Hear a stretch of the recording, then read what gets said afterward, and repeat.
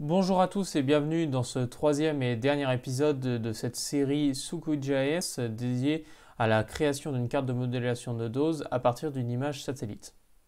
Alors nous allons reprendre où nous en étions la dernière fois, donc on va rouvrir QGIS et rouvrir notre projet. Si vous avez cette fenêtre d'erreur qui apparaît, c'est normal puisque vous avez dû oublier comme moi d'enregistrer ces bandes lorsque vous les avez découpées, donc il faut les enregistrer sous des couches. Ce que vous pouvez faire, c'est enlever les couches inutilisables puisque vous ne les retrouverez pas.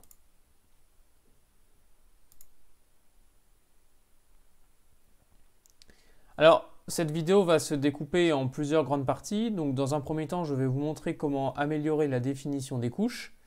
Ensuite, je vous montrerai comment transformer vos rasters en points avec des valeurs. Puis, nous attribuerons à ces points certaines valeurs, donc des groupes de valeurs.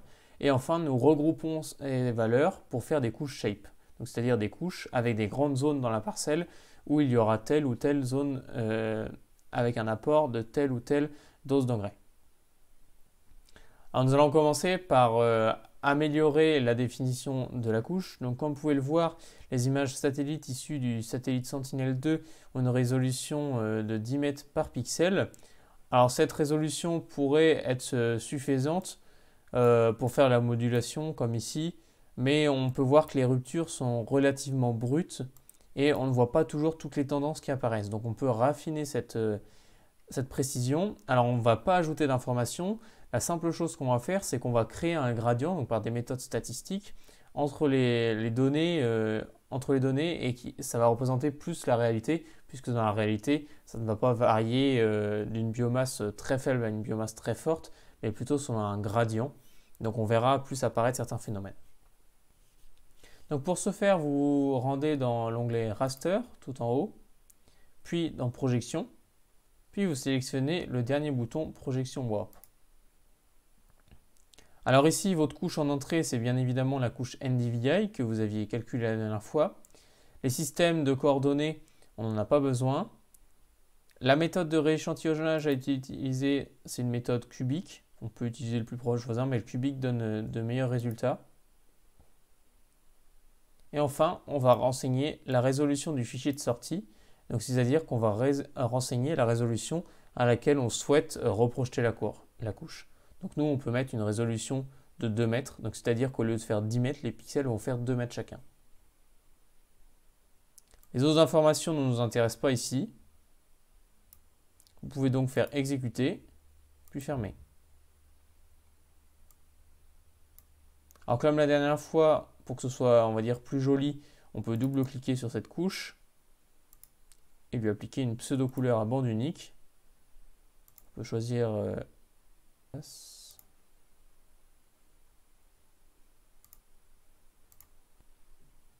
Donc maintenant que l'on a amélioré la définition de nos couches, on peut voir apparaître de nouvelles zones qu'on ne voyait pas forcément avant. Donc vous voyez ici, on a du mal à observer vraiment des zones. Ici, on voit vraiment une zone ici. On la retrouve là.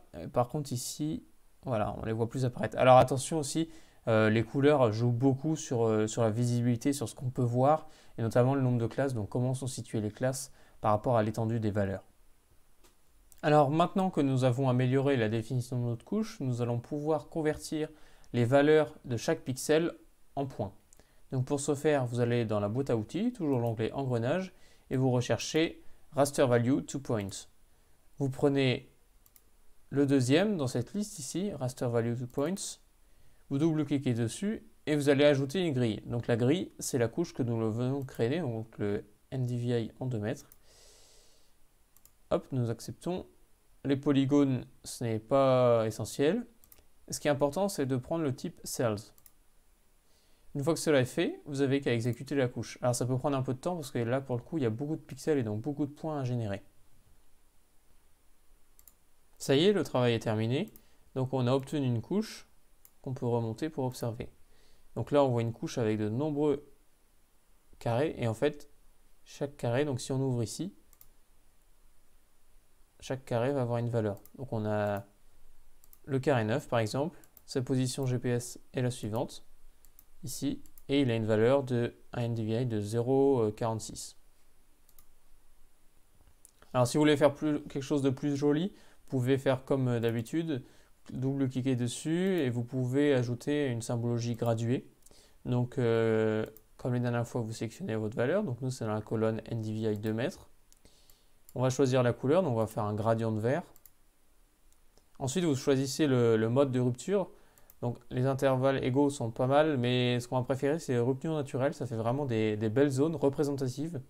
Au niveau statistique, c'est plus intéressant. Le nombre de classes va dépendre bien évidemment du nombre de classes que vous souhaitez moduler. Donc si vous les souhaitez moduler sur 5 doses par exemple, on va mettre 5 classes. Ici on va faire sur 3 pour que ce soit relativement simple. Faire 3 et voilà, on a 3 classes maintenant, on peut faire appliquer et voilà. Et maintenant tout de suite, donc on va supprimer nos couches au-dessous pour pas que ça fasse interférence. Vous pouvez voir qu'on voit des zones apparaître. Donc ici, ce n'est pas forcément très intéressant puisque c'est des parcelles qui ne sont pas en végétation. Donc il n'y a pas de grand intérêt, on va dire, à observer cela. C'est plus pour l'intérêt de l'exercice. Une fois que vous avez fait cela, on va pouvoir attribuer des valeurs à des groupes de valeurs. Donc c'est-à-dire que on va, admettons, toutes les valeurs comprises entre 0,18 et 0,33, donc tous les NDVI compris entre ces deux valeurs-là, on va leur associer une valeur. Donc par exemple, ce sera une dose d'engrais. Donc sachant que ce sont les valeurs qui ont le plus faible NDVI, le plus faible indice, on va dire que c'est la végétation qui est la moins belle, et donc on va lui apporter bien plus d'engrais. Donc ça, ce sera bien évidemment subjectif, ça va dépendre de l'agriculteur. Pour ce faire, vous pouvez vous baser sur des outils de la décision comme FarmStar, ou vous pouvez utiliser des capteurs comme un InSensor par exemple. Vous réalisez vos cartes, vous dites « Ah, il y a telle zone », vous allez dans telle zone, vous faites une mesure dans chaque zone, et après vous adaptez en fonction des mesures réalisées et des mesures données par le InSensor. Donc maintenant, on va faire ces zones. Alors pour ce faire, vous allez ouvrir la table des attributs. Et là, on va travailler avec des fonctions. Donc nous, on va créer un nouveau champ. Donc on va l'appeler par exemple dose azote. On va faire quelque chose de vraiment très simple.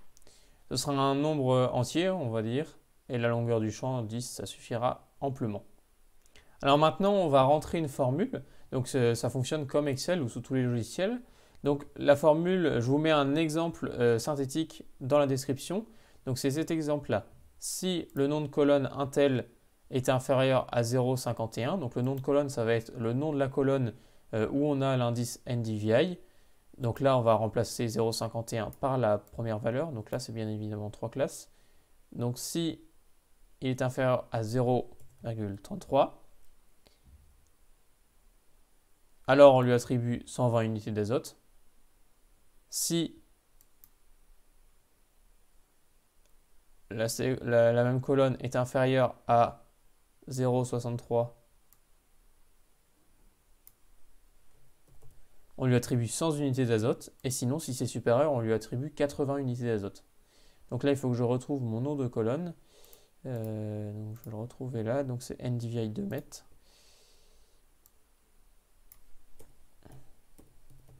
Il va vous le proposer. Hein, voilà. Vous avez qu'à le sélectionner.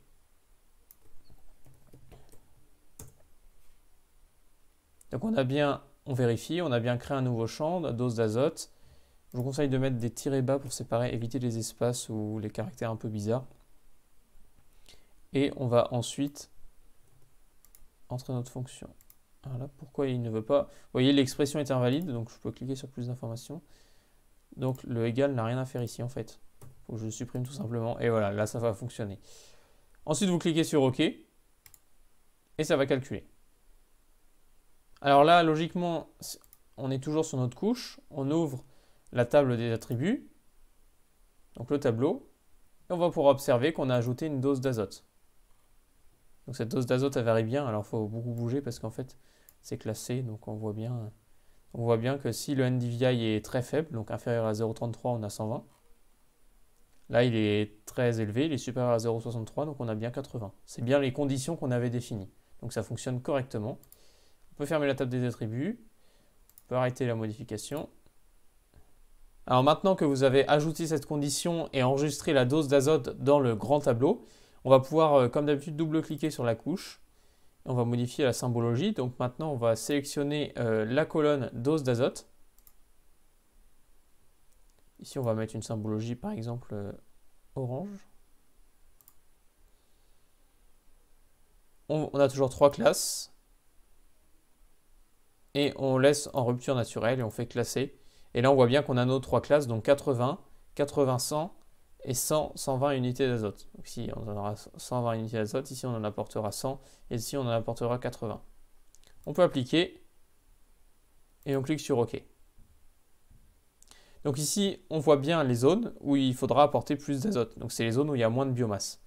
Donc comme je vous l'ai déjà dit, ici, ce n'est pas très représentatif puisque ce sont des parcelles qui sont travaillées. La biomasse n'avait pas encore poussé au moment des prises de vue. Alors maintenant, ce qui va être intéressant de faire, ça va être regrouper tous ces points pour former un fichier shape, donc c'est-à-dire des zones dans la parcelle. Alors maintenant qu'on a attribué nos valeurs et qu'on les voit, ce qu'on va faire, c'est qu'on va grouper tous les points qui ont la même valeur. Donc on va grouper tous les points qui ont par exemple la même valeur de 80, donc on va leur apporter 80 unités d'azote, tous les points qui ont une valeur de 100, etc. Et ce qui va nous permettre de sortir une couche shape, donc c'est-à-dire une couche dans laquelle il y aura des zones et à chaque zone sera attribuée une dose. Pour ce faire, vous allez dans l'onglet Vecteur, Outils de géotraitement et vous sélectionnez la fonction Regrouper. Donc là, on va sélectionner notre couche d'entrée, donc c'est la couche Shape, Shapes qui est ici. Le champ de regroupement, il va falloir le sélectionner, donc bien évidemment ici c'est dose d'azote qui nous intéresse. Clique sur OK et on va l'enregistrer en couche temporaire, donc on fait enregistrer vers un fichier. Et on va l'appeler carte module tuto. Je vous conseille d'enregistrer à chaque fois qu'il vous le demande, même si ce n'est pas obligatoire, c'est quand même conseillé. On a bien ouvrir le fichier en sortie après l'exécution de l'algorithme. On fait exécuter. Alors maintenant que l'algorithme a fait son travail, vous pouvez voir apparaître les zones. Alors c'est toujours pareil, on peut mettre une représentation graphique pour faire plus beau, donc on va choisir des couleurs. Alors ce que je vous conseille, c'est d'aller dans Symbologie, on va choisir un symbole catégorisé. Donc on va choisir la valeur de dose azote. Symbole. Les couleurs, on va choisir une palette orange. On va classer, donc là on a bien 80, 100, 120. On applique. Et ce qui peut être intéressant aussi, c'est d'afficher les doses sur chaque zone. Donc on va aller dans Étiquette. Ici on choisit Single Labels. On est bien sur dose azote. Donc si vous voulez afficher, je ne sais pas, un ID ou autre chose, vous pouvez bien évidemment. Vous pouvez régler tous les détails concernant la police. On applique. OK. Et donc là, vous pouvez voir les différentes zones. Donc là, sur la prairie, on avait bien évidemment une biomasse qui était relativement élevée. Donc il y a très peu d'apport d'azote à faire. Tandis que sur les zones où il n'y avait pas du tout de biomasse, donc ici une parcelle qui était fraîchement déchaumée lors des prises de vue des satellites, on voit qu'il faut apporter beaucoup d'azote. Donc notre fonction fonctionne bien. Alors bien évidemment, cette dose, comme je vous l'ai déjà dit, c'est selon l'appréciation de l'agriculteur. Cette méthode ne va pas vous donner la dose d'azote à apporter, mais permet cependant de faire une carte de modulation à partir de votre ressenti et de mesures, par exemple, que vous pouvez avoir avec un sensor. Voilà, alors j'espère que cette série de vidéos vous a plu. Si vous avez des questions, des remarques, n'hésitez pas dans les commentaires. Et j'espère à bientôt pour une nouvelle série sur d'autres types de données. Merci et à bientôt.